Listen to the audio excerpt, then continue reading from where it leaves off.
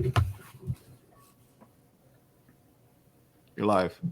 Hello, my name is John Riddell. I'm a longtime socialist and an author of many books on socialist and workers' history. I'll show you the most recent one. It's called Liberate the Colonies, and it was published last year in New Delhi, India, and is available around the world without charge. With me, and she'll speak in a moment, is Suzanne Weiss, a survivor of the Nazi Holocaust and author of another book called Holocaust to Resistance. Welcome to another in a series of Socialist Action webcasts now going twice a week, usually on Sunday and Thursday evenings.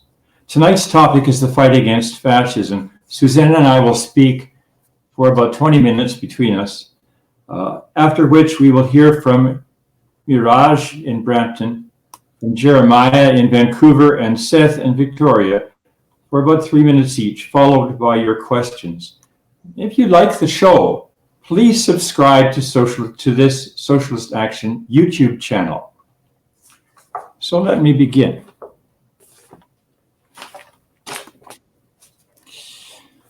Last month, Barry Weissletter gave a talk on this program on United Front Action, in which he took up the struggle against fascism in Germany in the early 1930s. I'm going to go back another decade to the year 1920, exactly a century ago. And as you hear my story, listen for parallels with today's coronavirus world. 100 years ago, the working people of Europe had been devastated by the plague of war, which claimed tens of millions of victims. And following that, they rose up in a great upsurge of worker struggles and revolutionary challenges, which actually achieved a workers' and farmers' government in Soviet Russia. Now, capitalists across Europe scratched their heads, searching for ways to restore their authority. They needed to make workers pay for the calamity they had brought on the world. Now, this required arbitrary rule. It could not just be pushed through a parliament. Their usual method was to give power to the army officer caste, representing the traditional aristocracy. In Italy, however, when this challenge rose, in a more acute form than anywhere else west of the Soviet Union, the drive for autocracy took a new form, a movement called fascism that, while aiming for right-wing goals, claimed to represent and support working people and called for land to the peasants. The ideology was pro-capitalist, but the clothing was pro-worker. It was founded on worship of the state and the nation, and their method was naked violence. And that approach, taken together, was historically new. It marked the birth of fascism as a historical current. The fascists acted as a murderous anti-labor and anti-farmer militia, financed by forces in the ruling class and tolerated or supported by the police and the army. The fascists rejected fact, rejected reason, and appealed to mystical belief in the, quote, man from destiny, their leader, Benito Mussolini. Fascist bands roved the countryside in trucks, a new innovation, attacking villages and towns one by one, crushing socialist-led local councils, burning out the labor centers and killing the leaders. Soon fascism was a menacing mass movement. How did its opponents respond? There were then two major anti-fascist parties based on working people in Italy, the Socialists and the Communists. As it happened, Both supported the Communist International, recently formed in Moscow and led by Lenin and Trotsky. The Socialist Party had mass worker and peasant support. It was larger. It governed 2,000 localities. The socialist leadership, however, rejected a strategy of organized self-defense and instead pressed the capitalist government to take action against the lawless fascist gangs. In October 1921, the socialists actually signed a truce with the fascists. And the truce disorganized worker resistance without at all slowing the pace of fascist attacks. The democratic capitalist parliamentary parties did in fact pass laws and regulations aimed against the fascists. Guns were to be re-registered, and if due cause for ownership was not produced, the guns were to be seized. Barricades were to be erected on highways to block the fascist flying squads. But who was to enforce these regulations? To collect and seize the guns, to put up the barricades? By the police, of course, with some help from the army, the very forces that were more and more in the fascist camp. So it was no surprise that not much came of these proclamations by the capitalist government. Now, the Italian Communist Party, although smaller than the Socialists, was revolutionary in spirit and capable of combat. But the communist leaders did not perceive the distinction between fascism and the democratic forms, the supposedly democratic forms of capitalist rule, saying, well, it's all a dictatorship, really. The communists were for self-defense against fascists, to be sure, and capable of defending themselves. But they rejected alliance with the socialists. In practice, without any alliances, the Communist Party as an organization largely stood aside from the struggle. Meanwhile, something unexpected happened. A spontaneous rank-and-file self-defense organization sprang up, the Arditi del Popolo, which I translate as the People's Commandos. Its core was democratically minded veterans of the elite squads in the Italian army, the Arditi. It recruited people in different social layers and with different political outlooks who were all agreed on one main thing, the need for a united stand for physical resistance against the fascist gangs. The People's Commandos grew to be a large organization. They were initially very successful and won striking victory over the fascists in Rome, in Bari, and in Parma, and some other areas. Then something tragic happened.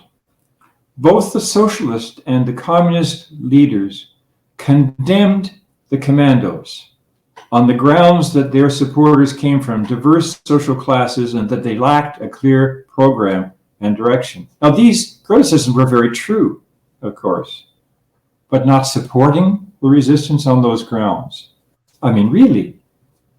Members of both workers' parties had flocked to the commandos, but now they were ordered to quit the commandos on pain of expulsion.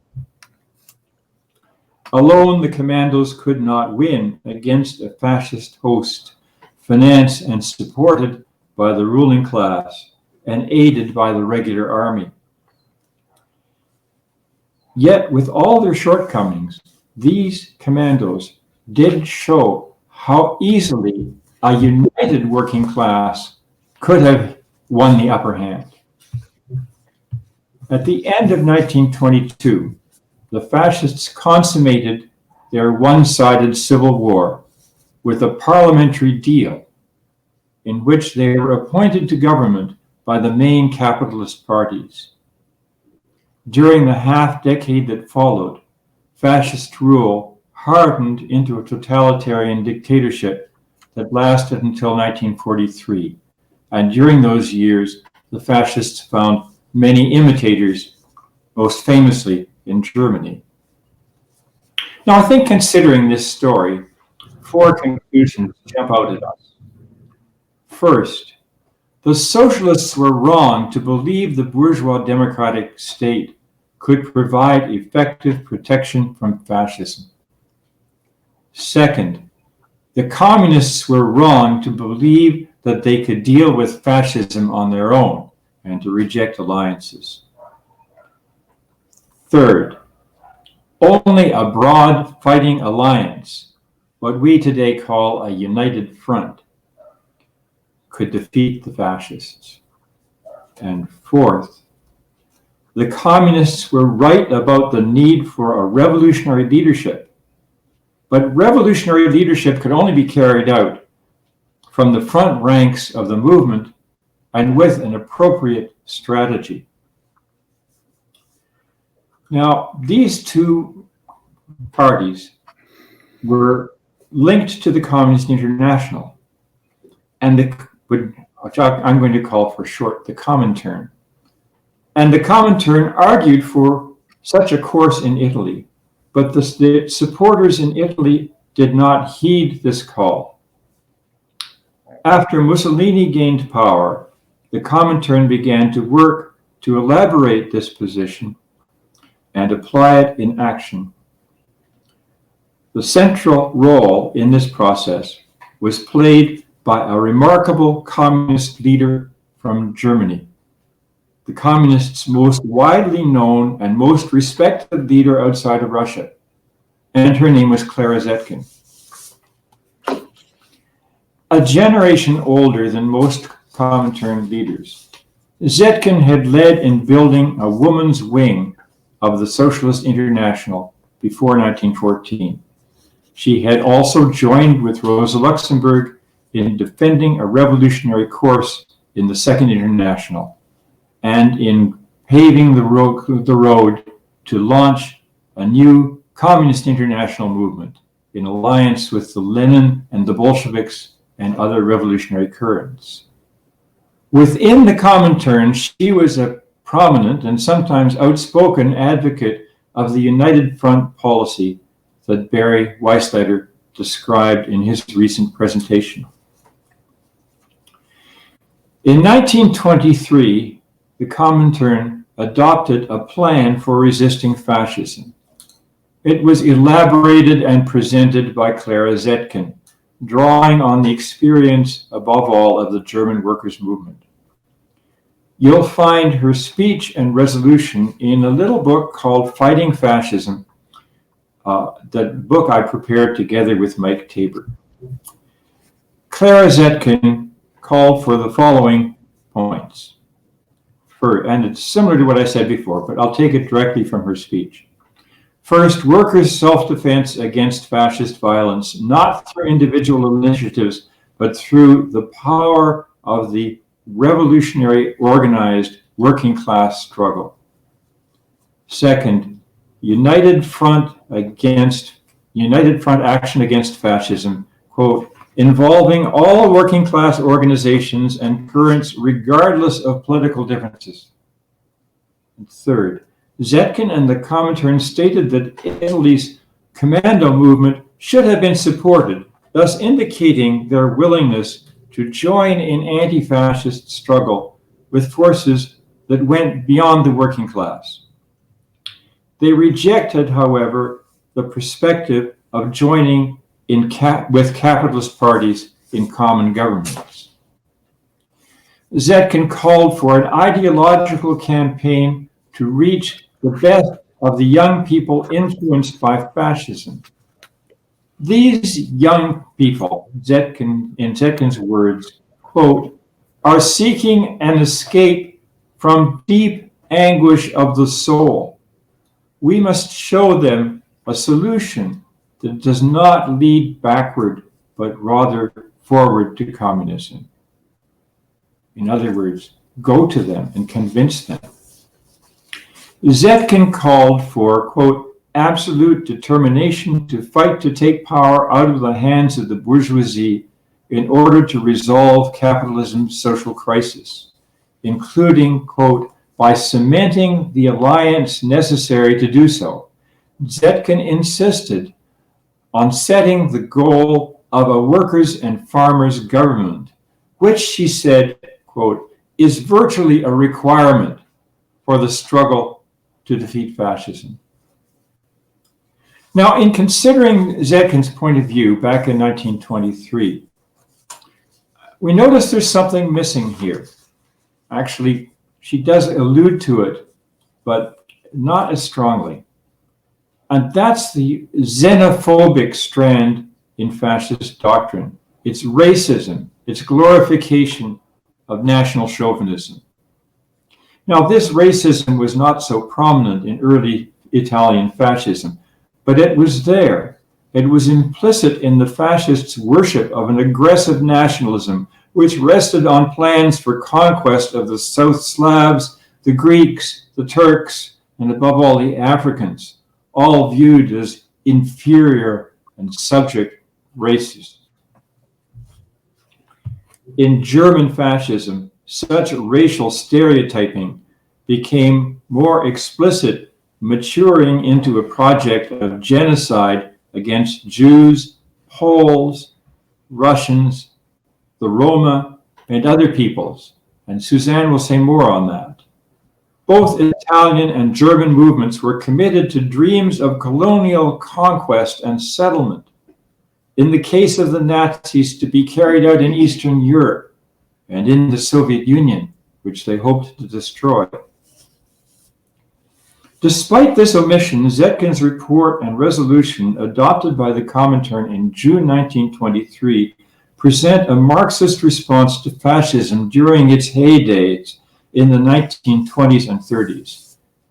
It theorized the Italian People's Commando experience while fusing it with the perspective of building a revolutionary party and a movement for workers' power. It provided the starting point for Leon Trotsky's later approach on how to resist the rise of Nazism in Germany. The People's Commandos in Italy show similarities with something more recent, I think, and that is the Occupy movement that grew up across North America 9 years ago. Perhaps some of you remember it. Like the Commandos, the Occupy movement grew up suddenly, out of nowhere, and had no affiliations with existing ideologies. The Occupy movement was very heterogeneous. It was unclear regarding its goals and mixed in composition. Unlike the Commandos, however, the Occupy movement lacked a will for bold and effective and forcible action. Missing was the revolutionary vision of socialism. Still, we socialists supported the Occupy movement. Italy's People's Commandos grew up in a country where the vision of socialism was expressed in two strong political parties. The workers' parties were crippled by their lack of an appropriate political strategy. The Communist International adopted such a strategy when over the objection of its two affiliates in Israel, it called for a Workers' United Front. Today, we have the coronavirus. We see it mostly as a threat to our health, and yes, that's what's most urgent right now, and we have managed to force the governments to focus attention on it. But capitalists look at it differently. They look on the coronavirus as a threat to profits. The coronavirus disrupts production and exchange, wipes out capitalist profits, and destroys wealth on a massive scale. And that's what they're worried about. And there is the similarity to what Europe experienced during the First World War. To make good these losses, what are the capitalists going to do? You think they're just going to give up and give away their companies to the rest of us? No, the capitalists will cling to their property and try to put value into their shares by making the workers pay. Yes, make the workers pay. That will be the answer that we hear as to how to overcome the crisis of coronavirus. And I think that in that sense is strikingly similar to conditions when fascism first arose in Europe. And the policy of united action developed by the Communist International at that time remains central to a strategy to defend working people and defeat fascism today. Thank you very much. And I'm now going to take a moment to give the chair to Suzanne Weiss.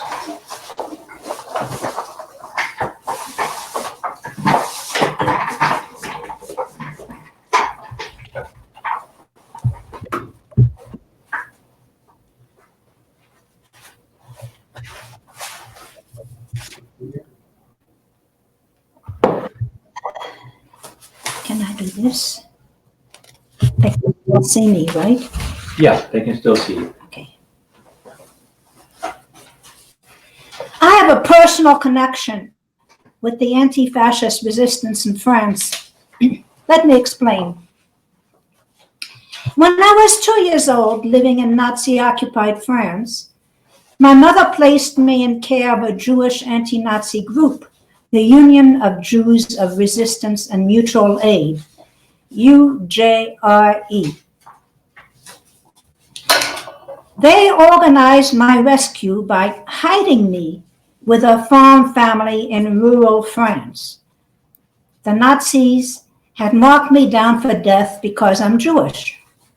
They feared that if the Jewish children lived, we would seek vengeance. Tragically, the Nazis killed 10,000 Jewish children in France.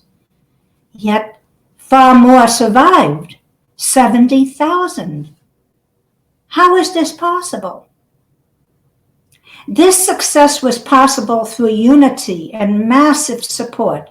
The Union of Jews was supported by the French Communist Party, but they also worked together with other groups in the Jewish mainstream, also Zionists, and with non-Jews. They allied with anti-Nazi forces among Catholics, Protestants, and Muslims.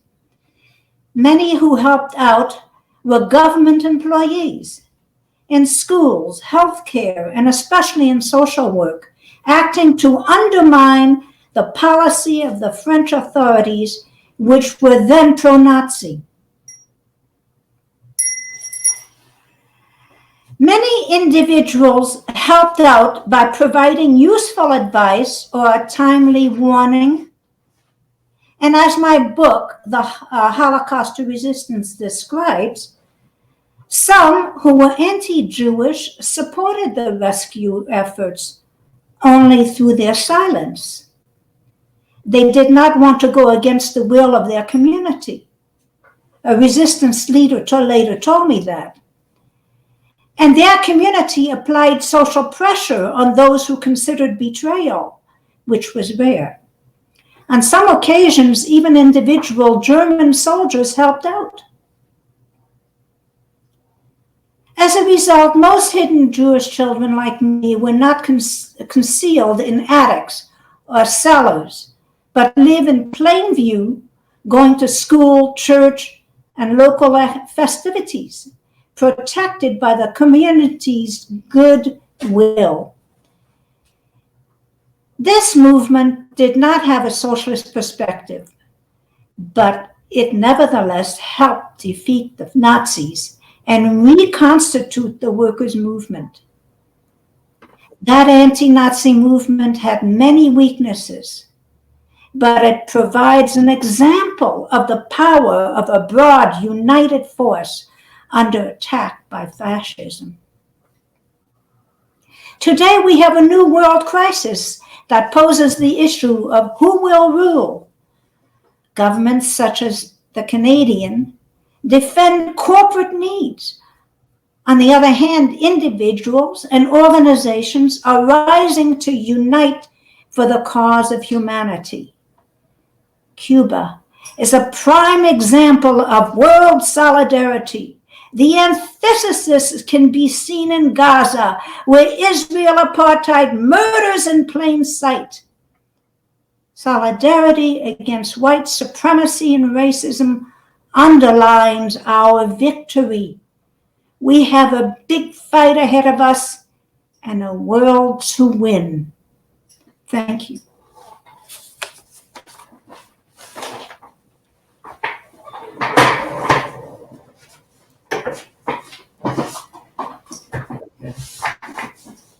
Thank you, Suzanne.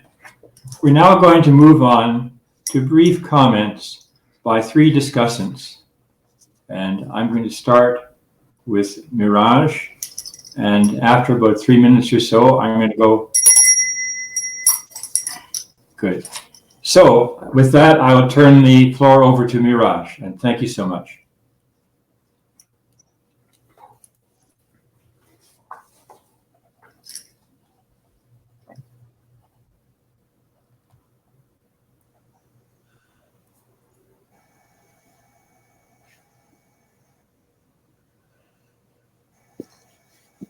Thanks, John, for a very informative speech and a beautiful speech by Susan with a personal touch.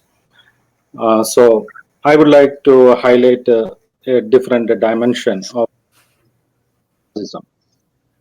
So when we hear the word fascism, typically the things comes to our mind is Hitler, Mussolini, Holocaust, the political ideology which embraced the European people for 25 years in the interwar period between World War I and II. But we should keep in mind that Hitler and Mussolini were not the only fascist, or fascism existed not only in Europe, or more importantly, fascism did not disappear from the surface of the earth after the defeat of Axis powers by Allied powers. And we know that there are most prominent Marxist theoretical formulations on fascism were made during the interwar period, starting with Clara Zetkin, followed by Antonio Gramsci, and then Leon Trotsky. But then there followed a 70 to 80 years where there was nothing much worthful contribution from a Marxist perspective on fascism. Actually, there were very worthful studies bringing out the nitty-gritty of all details of fascism which existed in Germany and Italy. But the need of the hour at this moment is to generalize and find the most general features of fascism. And that's the task of the revolutionaries at this moment, actually. And I know that actually in 2014, there was an article, an essay published by Samir Amin, The Return of Fascism in Contemporary Capitalism, which went on discussion among the left circles. Unfortunately, that even did not formulate the new expressions of fascism in the contemporary world or in the dormant period of fascism after World War II to 1990s. So I just wanted to highlight this is a task in front of us for the present time, especially for the Marxist revolutionaries and those who live in the countries where fascism is started showing its ugly face. Thank you. Thank you, Mihraj, for your very important comments. And now I'm going to pass the floor over to Jeremiah.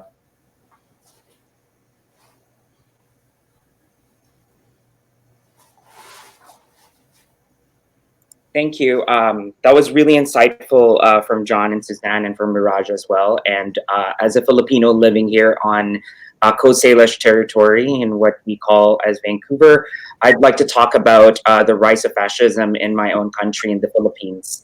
As you may know, the current president, Rodrigo Duterte's regime, can now be basically appropriately described as a looming fascist dictatorship, one wherein the mechanisms, operations, and systems that are being put in place are towards a full-blown resurrection of the Marcos dictatorship.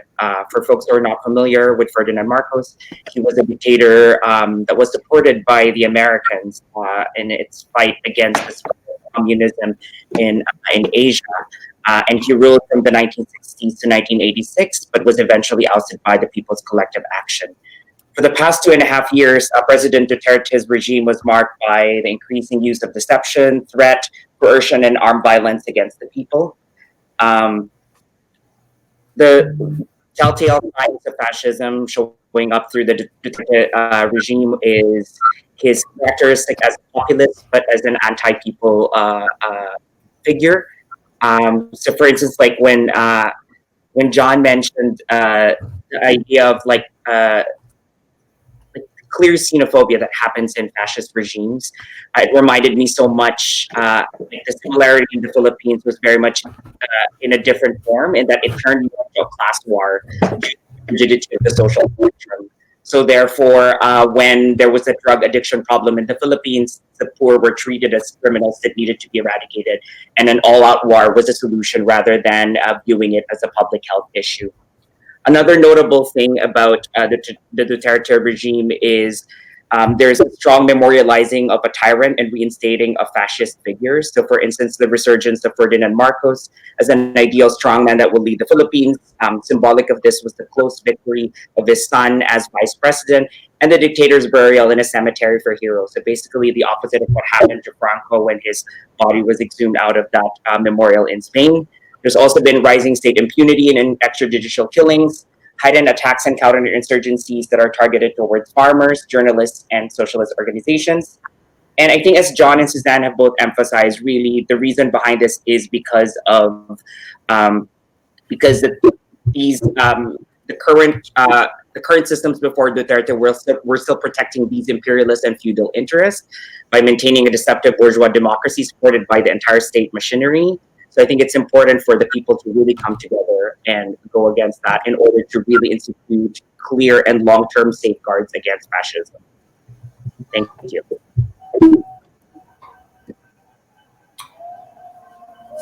Thank you very much, Jeremiah. And thanks to both Mihraj and Jeremiah for drawing our attention to the importance of the fascist developments in the global south today, which sometimes are not well understood in this part of the world. And we'll now go on to our third commenter, Seth. Hi, thank you to all my comrades for speaking. And now I would like to turn a little bit towards the future and the prospects for the next months and years. And so, as we all know, the coronavirus crisis has created a situation for capital that has shaken the legitimacy and the rule of neoliberalism. And I think that we will see in the coming months and years the liberal democracy will turn to authoritarian rule. Increasingly, they've already done so, mobilizing the military in many countries and the police against, the workers who are starving and losing their jobs and, facing eviction and starvation. And I think that what we'll see is liberalism losing its legitimacy, and it will, its rule will gradually start to shake apart, and it will break at some point because it can't rely solely on force. And I think what we'll see is the rise of a sort of right-wing populism, which is, sort of maybe a 21st century fascism, we could say, which will, try to, as John alluded to, the Italian fascists draw on workers and, farmers and try to meet their interests. And it will turn the workers and, the petty bourgeois strata who are facing poverty, unite those strata and turn them against the financial elites and the liberals, but not for workers' ends, not towards a class-independent program for socialism, rather in a way that will bolster the rule of capital, as we've seen many, many times before. But there is hope. There is hope. We are seeing a resurgence of the labor movement in the left right now, and workers' militancy is on the rise, and we have no choice but to struggle. And even if things don't look good right now, it's our duty to struggle for workers and oppressed people. And what we have to do now is unite the labor movement and unite, the left, at such as it exists, to fight for workers and oppressed peoples and struggle, because we have no other choice. Thank you. Thank you, Seth. I don't know if any of the participants heard it, but as Seth spoke, there was a banging and clanging in the background. And this was, in fact, a balcony demonstration in a building right beside ours. And what happens is that people, mostly young people, go out on the balconies taking their pots and their pans and their spoons and their knives, and they make an enormous racket, shouting and yelling and putting their imprint of the world and saying, we will be heard, we will not be put down. At least that's how I understand it. Very interesting development. Now we're going on to question period. And if I understand correctly, you're going to put questions down, you're going to write down questions in the comment feature of the interface here. Have I got that right, folks? No, I'll be saying them. I'll be speaking them. Unfortunately, we only have one question and one comment, so I'll just say them out loud. So we have a comment from a Remy Brown. You comrades are amazing. Thank you for all your contributions and instructive commentary. Big up to Medway. And then the next one is from Mark Lister. With Orban recently passing indefinite rule by decree in Hungary, how close are they to fascism? Those are the comments.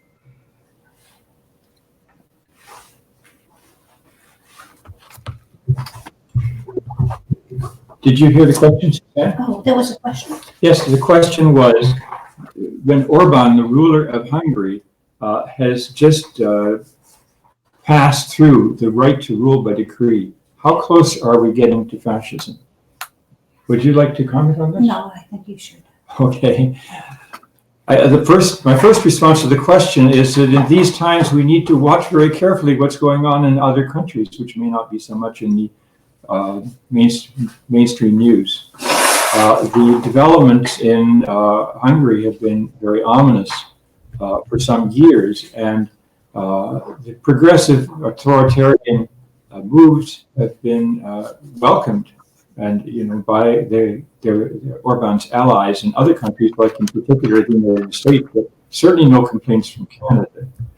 Also, by the way, Hungary is traditionally an oppressor of the Roma people, very many of whom have come to Canada and had their difficulties with the Canadian government, who don't understand about oppression in Hungary. I'm actually evading the question. I think it really demands a detailed knowledge of the situation in Hungary, which I do not have. So let's take this as a collective impulse to check this out and find out about it, because obviously there are very authoritarian features in Orban's rule, and it could well be developing in the direction of fascism.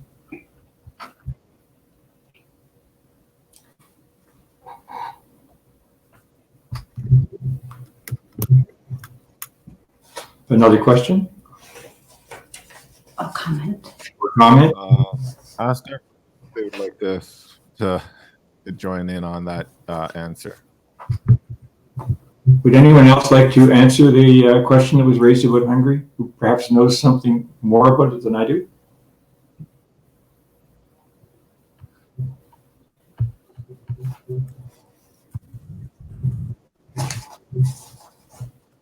All right, it seems that, Seth. So, Hungary is, I'm not totally up to date on the current situation, but Hungary is a very peculiar situation. I think rule by decree. I know that they passed the law through the Hungarian parliament that allowed Orban expanded powers.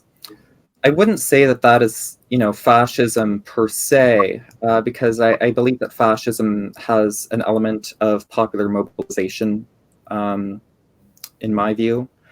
But I think that it's definitely a very dangerous situation, and it's important that we do pay attention to the international situation, because as communists, we are internationalists. We're concerned with the struggles of workers and oppressed peoples all over the world. And Hungary is, also a country with a long history of fascist movements. For instance, they had a revolution in 1918, 1919, and the Communist Party took power, and they were deposed, and but through a military invasion and military dictatorship took over, and it was, there was a white terror. Fascists flew through, the country, murdering Jews and communists and workers, and perhaps there are parallels to be drawn between that period of the interwar and our present situation today, especially in Eastern and Central Europe. There is the rise of these right-wing authoritarian movements, and what all we can do is show solidarity with these people, and struggle on our own terrain, and learn from each other, and the past and the present, and create dialogue across borders about what's going on and what we can do, because it's so crucial that our movement learns and grows, and that we develop new ways of dealing with new situations, because we're entering terrain that we haven't really seen before. And I just want to reiterate that all we can do is struggle and learn and grow. Thanks. Do we have any further comments from the panel on this point? I'd like to make one, and perhaps someone else would respond. No one's yet mentioned India. The efforts of the Indian government to question or withdraw citizenship from Muslim citizens of India is a disturbing parallel with actions of Hitler long ago. And I'm wondering if there is any basis in the fear that the Modi government in India represents a new form of a fascist threat.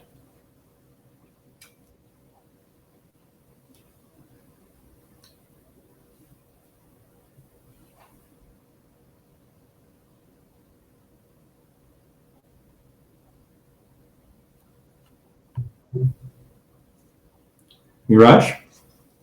Yeah, John, I'm sorry, I was muted. John, I would like to briefly comment on that.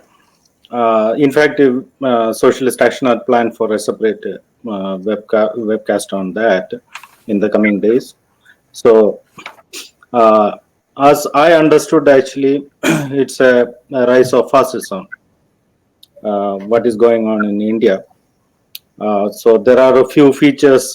If we generalize some of the features from our experience on Germany, Italy, and other countries during the World War period, say take the example, the first one, on the economic front, it's an acute economic crisis. That's the economic basis when fascism can originate. And that is exactly true for India at this moment. And secondly, as Leon Trotsky has taught us, it's a middle class movement, middle class popular movement. And that's perfectly correct for India. Indian fascist movement is a middle class movement, basically. And it's a popular, broad movement. And regarding the political aspects, actually, political power sharing and the dynamics of the different classes, and the institution, the ascendancy of middle class into the political structure, that needs to be in detail analyzed, because there is a variation in different countries during the interwar period, and we don't have a clear theoretical guidelines from our Marxist authorities like Leon Trotsky or Clara Zetkin or others. And let me say a few words on India, and let me close it. Actually, we know that from the Second World War, the two countries, Germany and Italy, which are shown the most violent form of fascism, they got defeated, not from a revolution. That's very painful. They got defeated by the external interventions. It was defeated by the Allied powers. So, but we have to understand the revolution, Marxist revolutionaries throughout the world has to understand that that is not always the case. Actually, the fascism can get weakened because of its internal contradictions. Actually, we need not wait for a superpower to come and interfere. We have quite a lot of role to do from within the country, actually. And the writings of Clara Zetkin identifies Clara Zetkin or Antonio Gramsci. I'm not remembering at this moment exactly. They identified 5 contradictions, and later the understanding was purified by Antonio Gramsci as 2 central contradictions in fascism. One is between a middle class and capitalist, and second is the rural bourgeoisie and urban bourgeoisie, and that will ultimately weaken the fascist structure, and it can lead to different other forms. Maybe it can go to Bonapartism or pure authoritarian rule, or ultimately again it will fall back into liberal bourgeois democracy. So it gives a hope for Marxist revolutionaries throughout the world that we can do something from within the country, even if our country has the fascism has emerged in our country. So we need not wait for an external intervention. So we keep a lot of hope in India that we can fight Modi fascism by our working class. I keep a lot of confidence in the Indian working class. They can ultimately defeat the Indian fascism. Thank you. Mihraj, I have a question for you on that theme. Could you say a word on what has been happening in Kashmir, and particular to the threat by Modi's government that it would carry out settler colonialism in Kashmir to marginalize the Muslim population? Well, before Mihraj answers, we have several more questions from our Please give audience. priority. So, yeah. So, Mihraj, we just hold on answering that, and I'll go over the questions. So, John or the others, can you just write down the questions that you may want to answer? And the first question is from Julius. What do you think is the most effective tool that the left must focus on in order to effectively challenge the rise of fascism, especially in light of the COVID and economic crisis? And he has a follow-up question is, can anyone comment on the rise of eco-fascism, as racists take advantage of the ecological crisis and blame immigrants and people of color and try to prevent entry of immigrants into Canada?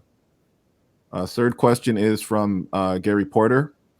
How do the increasing calamities of capitalism affect the danger of fascist response? Major recession, plagues, major climate change events.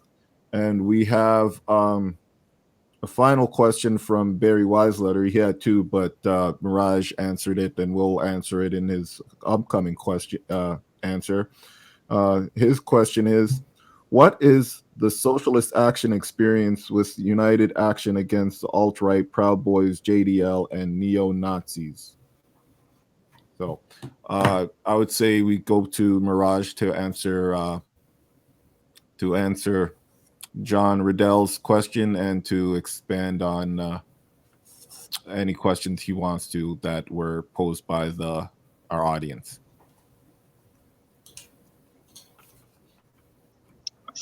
Yeah, at this moment, I prefer to briefly answer for John's question. I think the other questions can be taken up by John. Regarding the Kashmir, let me state that the Lenin told once that Russia is a prison house of nations, and this is exactly true for India. India is a multi-religious, multinational, multi-ethnic country, which was never recognized by the Indian state actually. Indian state was formed based on a territorial nationalism, and Indian bourgeoisie very well understood that they cannot retain the unity from the psychological perspective, only based on the territorial nationalism. And over a period of when national conflict emerged, because whenever there is a capitalist crisis deepens, all other related contradictions will be intensifies. So national contradiction also intensified. So there were movements in Punjab, there was movements in northeastern states, there was movements in some parts of the central India, as well as in Kashmir actually. But Kashmir problem has got a long history. It got intensified from 80s and 90s. That's a fact. And that's the period actually most of the national problems are getting intensified. And especially after the neoliberal policies got implemented in India, inaugurated in 1990s, things became more worse actually. So it has to be seen in a larger perspective, though Kashmir has got an entirely different history compared to other nations in India. So the suppressions, the atrocities carried out by Indian Army and state is something unspeakable, unimaginable for a Western world. Obviously, it's an expression of fascism to some extent, actually. Yeah, that's it. Thank you.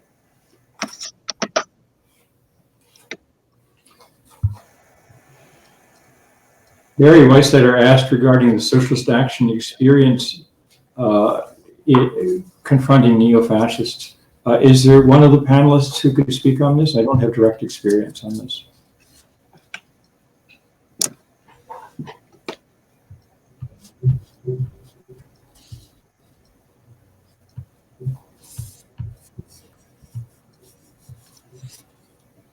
Hi, sorry, could you repeat that question from Barry? Barry's question, what is our experience in confronting neo-fascists here in Canada in the last couple of years?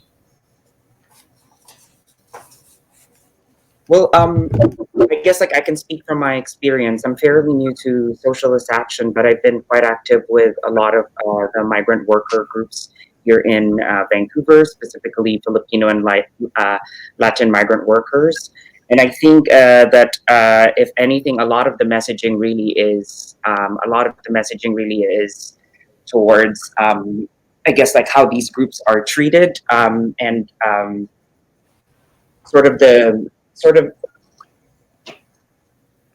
think a lot of the messaging around it is really us, for instance, taking these positions and taking resources from Canada, and therefore sort of subjugating us to a very particular working class. So therefore, a lot of us have specific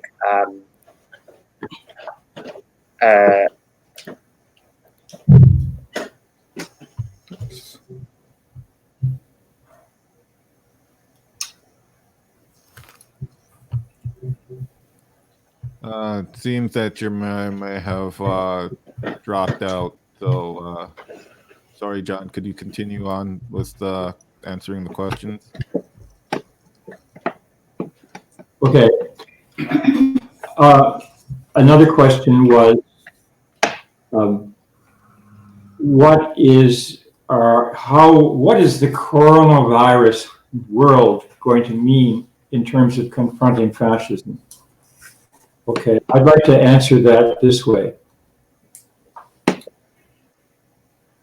what countries in the world have moved out to assist the great masses in the poor countries who face a very agonizing crisis of coronavirus with an almost complete lack of medical resources? The two countries that have acted most strongly on this are Cuba and Venezuela. And for this, they are being punished by vicious sanctions by the United States that are observed, if not openly supported, by US allies. Socialist Action has been very active on this issue and has been one of the organizations doing a lot to support solidarity with Cuba and Venezuela. Whereas in the attitude in the media here in Canada, I believe that there is an implicit racism that is a concern for us here in Canada, but not for the people in poorer countries. You can even see it reflected in the attitude towards China.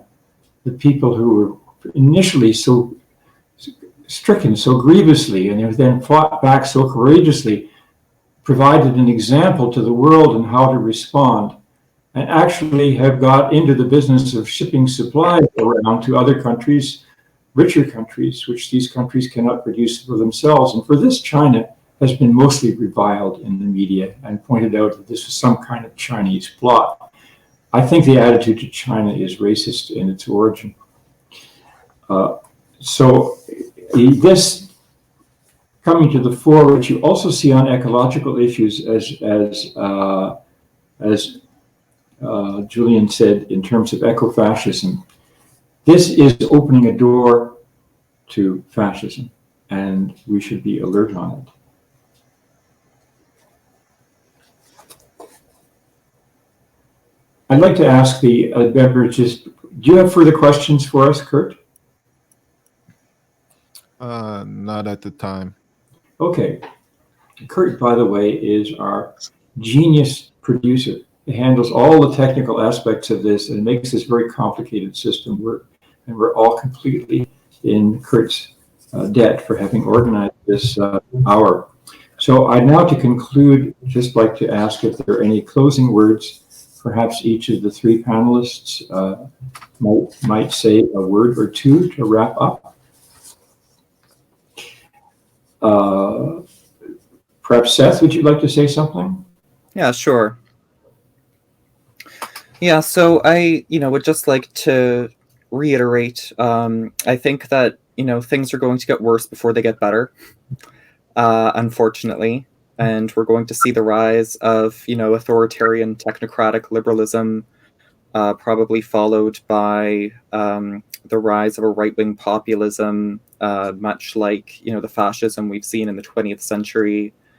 And, it's not going to be easy going forward. But at the same time, this paradigm shift that we're entering into is opening up opportunities that we haven't had for decades. And so what we, really need to do at the present moment is build the labor movement, organize workers, organize tenants, organize migrants, oppressed peoples of all backgrounds, and organize around, a class-independent perspective for, workers' rights, the rights of the oppressed, workers' power, and, the transition to socialism. And it's not easy, but we have no choice but to struggle. And so, that's what we've got to do. We've got to build the movement and go forth. Thank you. Okay, and now for a word from Suzanne. What I learned from fascism is that we need unity. And in order to unite, we have to find something that we can unite on, and we can discuss our other points of this that we don't agree on. It's okay. But let's unite against white supremacy and racism. And I would say that we have to find a way to unite with internationally as well as nationally. But that point is what I learned from fascism, and I think we can use today. Thank you. So now, Jeremiah, would you like to say a couple words in closing? Unfortunately, Jeremiah is not on at the moment. Okay. We can move on to Mihraj. Okay, can I move on to Mihraj then? Would you like to wrap up?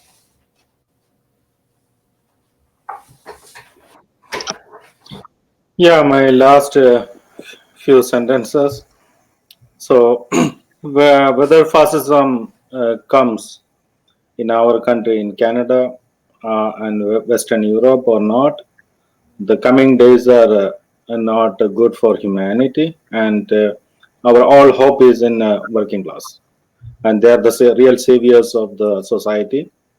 And wherever fascism has already started emerging, and we have to unite. We working class has to take a lead, and they have to unite all other classes. And as Susan emphasized, unity. If people united, we can defeat fascism. Thank you. Good.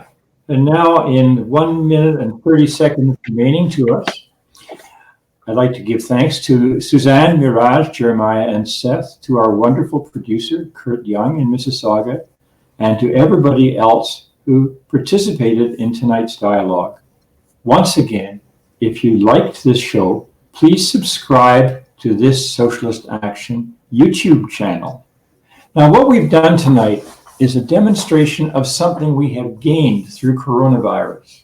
And that is that we can go beyond the confines of a single room in Toronto or Victoria and speak broadly without geographical limits. This is a unique and new opportunity, and we have to do everything we can to take advantage of it. So really, yes, boost the YouTube channel and get this known through your social media and other initiatives of this kind being carried out by other currents who we need to unite with and discuss with. The next Socialist Action webcast is on Thursday, April the 9th at 7 p.m. Eastern Time. The topic is Eco-Socialism or Barbarism with Daniel Tarade in Toronto.